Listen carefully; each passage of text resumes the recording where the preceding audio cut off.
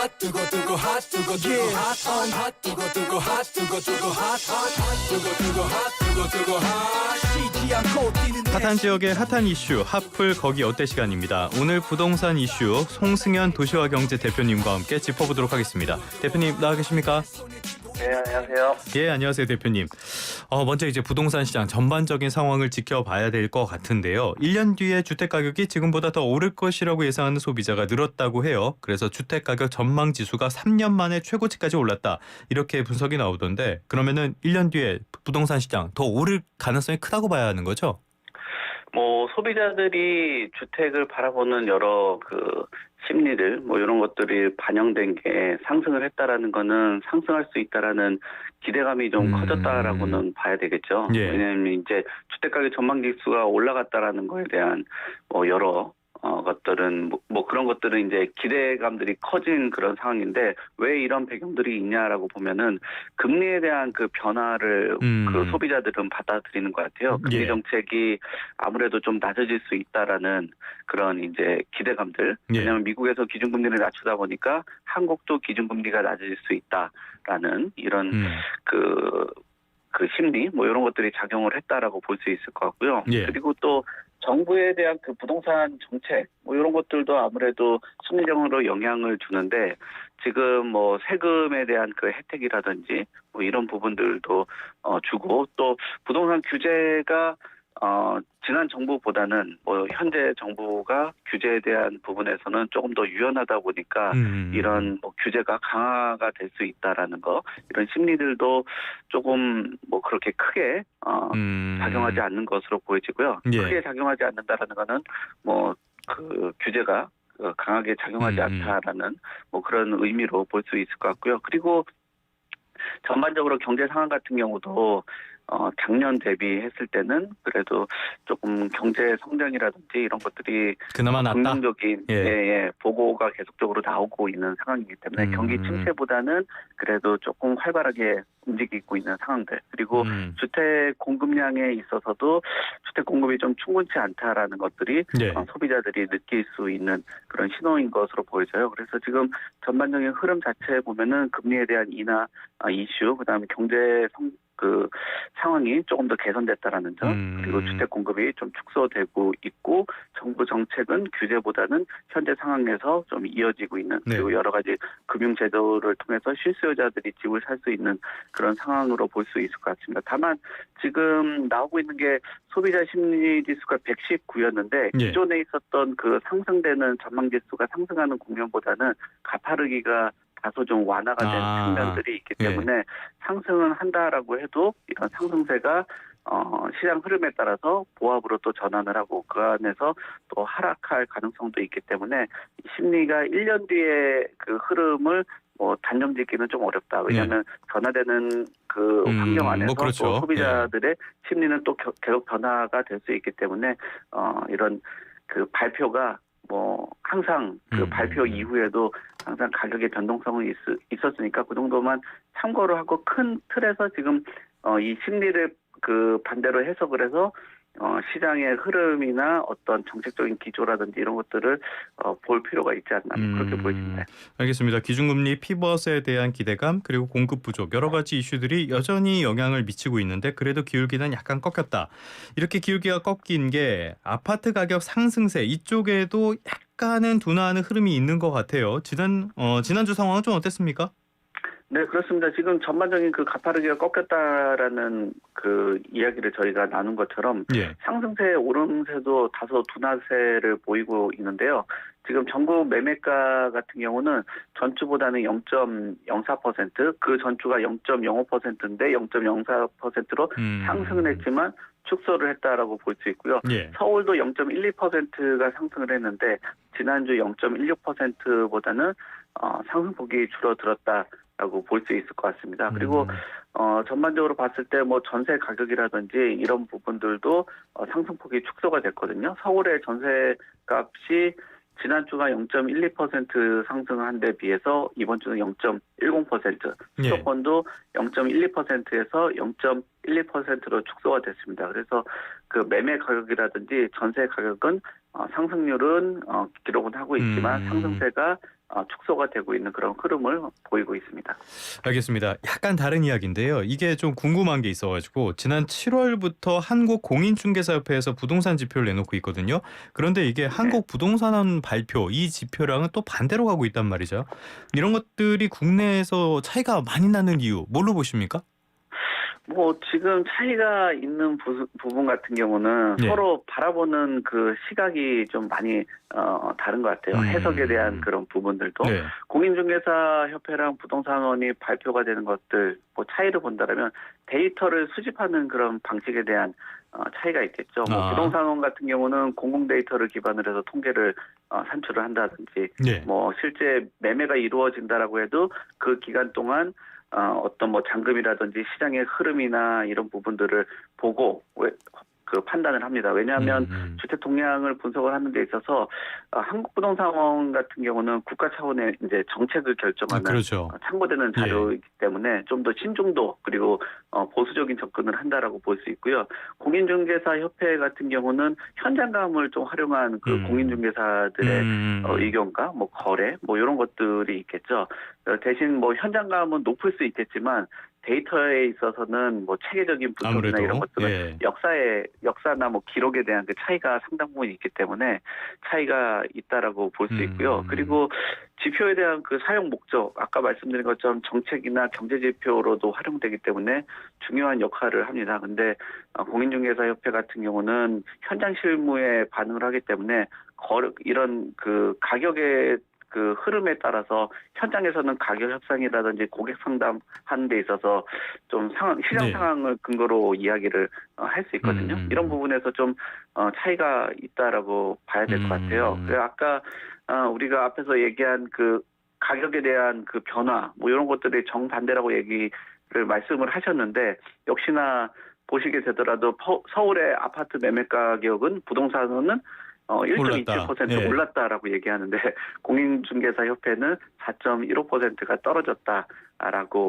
뭐 얘기를 하는 거죠. 서로 뭐 이제 체감적으로 되는 게 상당 부분 좀 차이가 있는 거죠. 근데 여기서 부동산원 같은 경우는 좀 신중하고 공인중개사협회는 빠르게 대응하는데 아무래도 현재까지는 그래도 부동산원이 이 통계라는 거는 상당히 누적되어 있고 신뢰를 바탕으로 해야 되기 때문에 이런 부분들이 신중한 접근을 하는데 뭐 정책을 손바닥 뒤집듯이 바꿀 수는 없잖아요. 그렇죠. 전반적인 추세라든지 흐름에 대해서 바뀌어야 되고 공인중개사협회 같은 경우는 아직 짧기 때문에 그런 부분의 문제 그리고 공인중개사협회 아직 통계 좀 한계라는 거는 공인중개사가 이제 계약을 한 거래 중심이다 보니까 직거래에 대한 부분들이 좀 문제가 될 수 있고요. 또 분양시장에 대한 그 흐름 이런 것들은 중개하고는 좀 다른 부분이고 또 때로는 실무적으로 하다 보면은 뭐 다운 계약서를 쓴다든지 업계약서를 쓴다든지 이런 문제들이 있으면 현장에서 바로 계약하고 그거를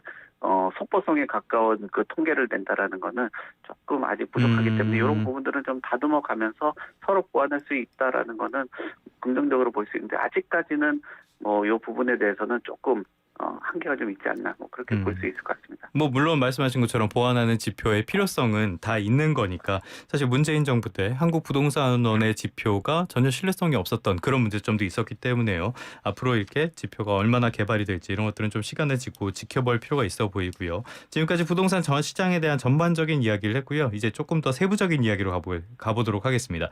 지난주 화요일에 일기 신도시 재건축 밑그림이 나왔어요. 가장 주목을 많이 받았던 게 마지막에 발표된 일산이었는데 용적률을 300%까지 늘린다고요? 그러면 어떻게 되는 겁니까?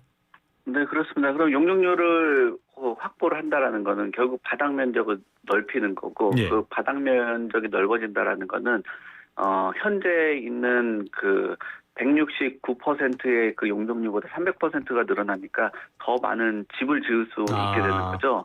그렇게 되면은 5개 신도시가 합쳐지게 되면은 지금 그 분당하고 일산, 평촌, 중동 3번 여기가 신도시가 지금 한 39만 가구 정도 되거든요. 그러면은 전체 이렇게 큰 그림이 마무리가 되면은 2035년까지는 39만에서 53만 가구 정도로 늘어나게 되는 거예요. 많이 늘어나네요. 그렇죠. 그러면 도시의 그 인구수 뭐 이런 부분들이 굉장히 확정적으로 커지게 되거든요. 지금 예. 일기 신도시의 인구수 자체가 95만 4천 명 정도 되는데 네. 재건축을 만약에 하게 된다.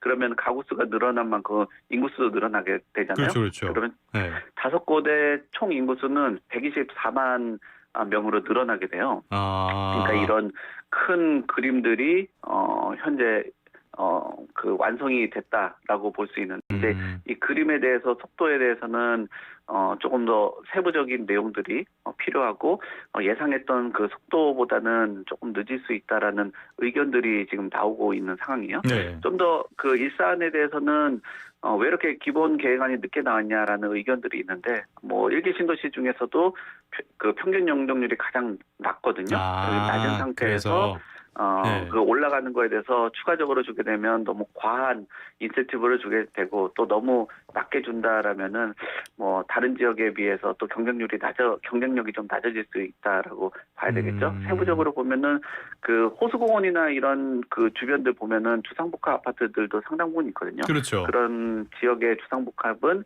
용적률이 아파트는 300%인데 주상복합은 높아진 상태에서 더 높이기는 힘들기 때문에 여기에 이제 추가적으로 해서 주상복합은 360%로 높아지게 됩니다. 그래서 지금 일기 신도시 기본 계획안이 좀 늦게 나오긴 했지만 이런 기대감들이 그래도 일산의 지금 흐름 자체는 조금 도움이 되지 않을까라고 보여집니다.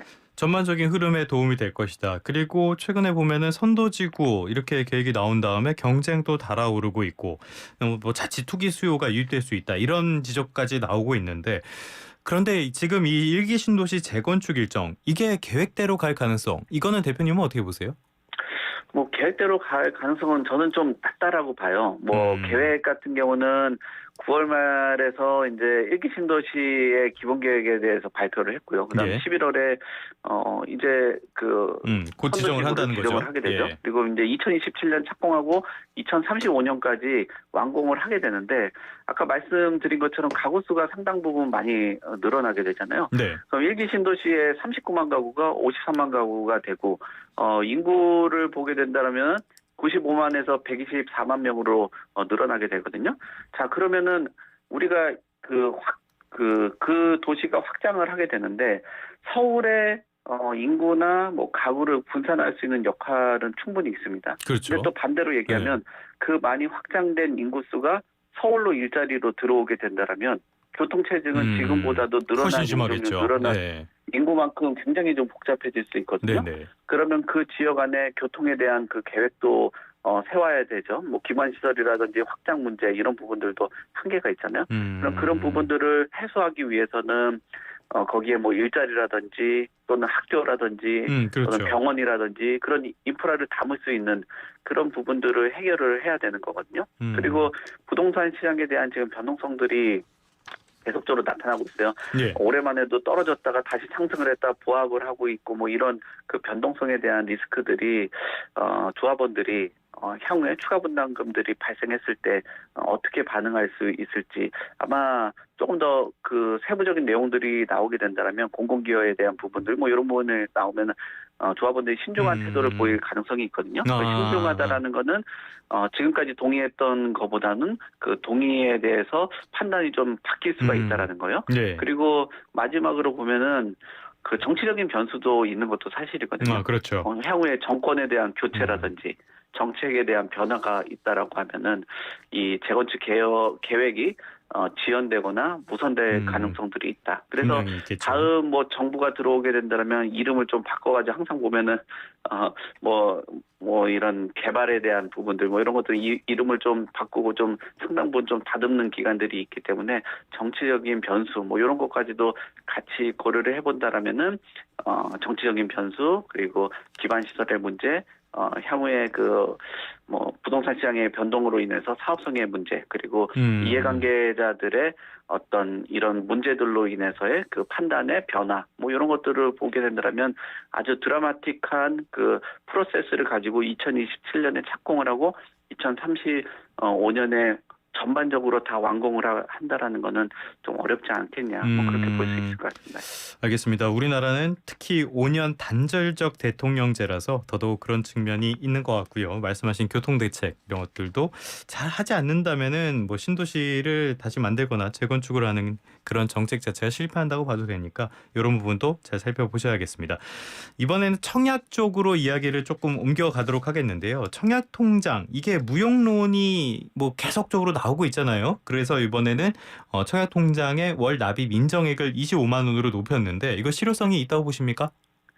뭐 실효성 관련돼 가지고는 조금 그래도 뭐 도움이 될 수는 있겠죠. 왜냐하면 상향을 한 게 된다라면은 지금까지 뭐 본인이 그 오랫동안 걸리는 그 기간 정도를 단축을 할 수 있으니까요. 근데 가장 중요한 거는 청약 통장이 이제 금액이 높아진다라고 해도 지금 높은 경쟁률을 얼마나 낮출 수 있냐 이런 부분들이 핵심이거든요. 지금 청약 경쟁률이 이렇게 높아진 그 상황에서 청약에 당첨되기는 어려운 그런 환경 이런 부분들이 있다. 그래서 높은 청약 경쟁률을 낮추기 위해서는 공급될 수 있는 물량들 이런 부분들을 확대하는 게 중요하고요. 그리고 청약 가점에 대한 오히려 상승 효과 뭐 이런 것들이 생기게 되는 거죠. 그러니까 가점 쌓는 사람들은 속도가 높아지기 때문에 청약 신청자들에게는 유리해질 수 있긴 하겠지만, 근데 그런 부분들이 지금까지 낮았던 사람들도 가점이 같이 다 높아지는 그런 문제들, 뭐 이런 부분들이 있겠죠. 그래서 지금 청약 통장에 대한 그 청약 경쟁률을 좀 낮춰주고, 그리고 이렇게 금액이 높아졌다라고 해도 분양가가 높다라는 거는 많은 수요자들이 수용 가능한 분양가들이 벗어난다라는 거는 가점이 높아진다라고 해도 큰 기대를 안 하게 되고 그렇게 된다라면은 뭐 이 청약 납입 금액들은 높아지는 부분들은 있긴 하겠지만 많은 사람들이 뭐 가점만 높아지고 아무런 그 도전을 못하는 그런 상황들이 발생들이 될 수 있다. 특히나 뭐 공공에 있는 주택들을 분양하는 과정 안에서도 공공주택도 분양가가 지금 일기 신도시는 예상했던 금액을 넘어서는 그런 수준까지도 도달을 하다 보니까 이런 부분들이 청약에 대한 무용론 아니냐라고 나오고 있고요. 수요자들은 실제로 만나면은 이런 얘기들도 하거든요. 이거 뭐 주택도시기금 돈이 점점 없어지다 보니까 돈 채우려고 하는 거 아니냐. 그러면서 왜냐하면은 청약이라는 거는 저렴하게 내 집 마련을 해야 되는데 저렴하게 내 집 마련을 하기 어려워지고 그리고 당첨되기도 어려워지는데 왜 자꾸 이렇게 돈을 걷어가려고 하느냐. 결국은 우리 청약 그 통장에 가입하는 그 납입하는 이 금액을 높여가지고 그거를 뭐 어떻게 운영을 한다든지 또는 뭐 방향을 다른 쪽으로 전환을 하려고 하는지 뭐 그런 얘기들까지 할 정도로 이 청약 통장에 대해서 굉장히 좀 의구심을 갖는 수요자들이 많아요. 물론 당첨되기가 어렵기 때문에 그런 불만을 토로하시는 분들도 있겠지만요. 알겠습니다. 어느 정도 한계는 있어 보입니다. 지금까지 송승현 도시화경제 대표님과 함께 부동산 시장을 둘러싼 각종 이슈 짚어봤습니다. 오늘 말씀 고맙습니다. 네, 감사합니다.